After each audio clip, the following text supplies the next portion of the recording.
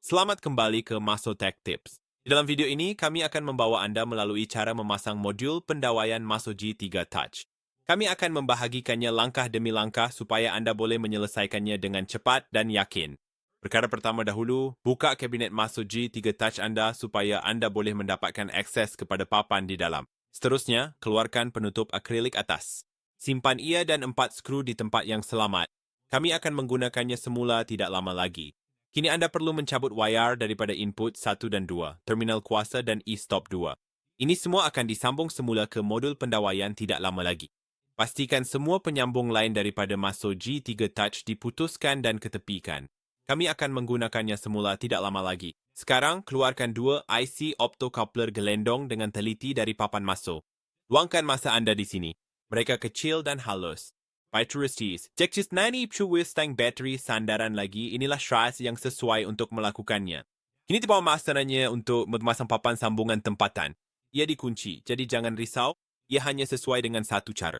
Hanya pastikan semua pin berbaris dengan betul. Bahagian dengan penyambung harus menghadap ke arah bawah masuk touch.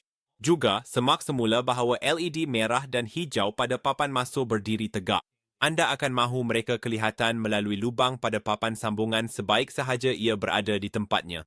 Dengan papan dipasang, kita boleh memulakan pendawaian. Sambungkan wayar e-stop hitam kepada sama ada e-stop 1 atau e-stop 2. Jika Anda mempunyai loket yang disambungkan ke masuk Anda, gunakan loket e-stop. Jika tidak, pasangkannya ke e-stop 2. Seterusnya, sambungkan wayar hijau ke terminal 1. Itulah input Anda. Wayar biru pergi ke terminal 2. Itu input 2. Akhir sekali, terminal 3 adalah untuk kuasa, jadi sambungkan wayar kuning, merah dan putih Anda di sini. Sekarang, jika Anda menggunakan e-stop luaran, bahagian seterusnya ini untuk Anda. Gerakkan wayar merah dari terminal 3 ke terminal 4. Mari sambungkan kedua-dua kabel 37 pin itu. Suapkan mereka melalui lubang akses di bahagian belakang kabinet. Seorang harus lelaki dan seorang lagi perempuan. Palamkannya ke dalam modul tempatan dan selamatkannya dengan skru ibu jari supaya ia kekal kukuh di tempatnya. Dan seperti itu, bahagian masuk touch telah selesai. Anda kini boleh menutup kabinet. Mari beralih ke modul sisi mesin.